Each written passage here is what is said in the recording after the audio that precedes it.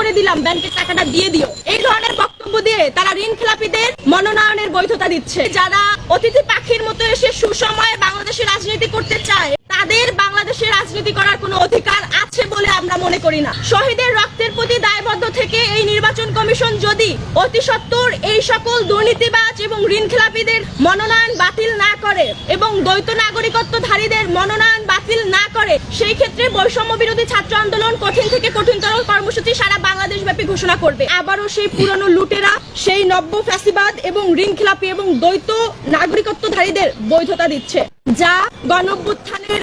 আকাঙ্ক্ষা এবং গণঅভ্যুত্থানের স্পিরিটের সাথে সম্পূর্ণ ভাবে বিশ্বাসঘাতকতা এবং সাদৃশ্যপূর্ণ কোনোভাবেই নয়। যারা সুসময়ের পাখির মতো বাংলাদেশে এসে এই সুসময়ে রাজনীতি করে এবং সুযোগ বুঝে হাজার হাজার কোটি টাকা লুটপাট করে বিদেশি নাগরিকত্ব নিয়ে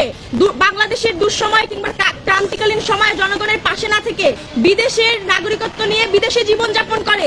24 পরবর্তী বাংলাদেশের নতুন রাজনৈতিক প্রেক্ষাপটে তারা এসে সেই দ্বৈত নাগরিকত্ব এই নির্বাচন কমিশন বৈধতা দিচ্ছে। নির্বাচন কমিশনের এই ধরনের ভূমিকা এবং তারা যে ধরনের আচরণবিধি প্রকাশ করছে, তারা যে ধরনের পক্ষপাতিত্বমূলক আচরণ করছে, সেটা কোনোভাবেই তাদের কাছ থেকে আমরা আশা করি না। প্রাপ্ত তথ্য এবং দাখিলকৃত মনোনয়নের তালিকা অনুযায়ী রাষ্ট্রায়ত্ত ব্যাংকের বিপুল পরিমাণে অর্থের ঋণখেলাপি প্রার্থীদের মনোনয়নের বৈধতা দেওয়া হয়েছে। বিদেশি পাসপোর্ট এবং দীর্ঘদিন বিদেশে বসবাসরত তথ্য থাকা সত্ত্বেও নির্বাচন কমিশন তদন্ত ছাড়াই তাদেরকে অনুমোদন প্রদান করেছে। দ্বৈত নাগরিকত্ব সংক্রান্ত আপত্তি নিষ্পত্তি না করেই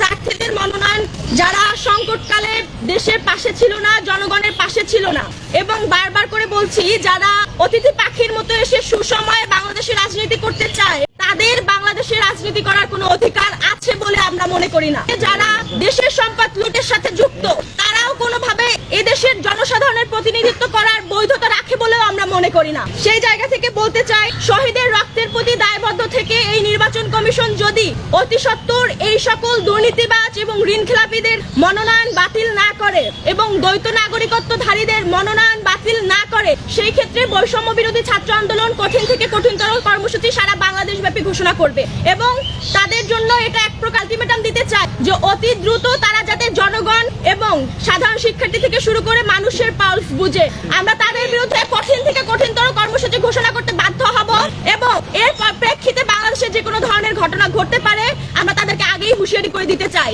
আমরা জানাতে চাই, আমাদের শহীদ এবং আহত ভাইদের রক্তের সাথে বেইমানি হতে দিব না।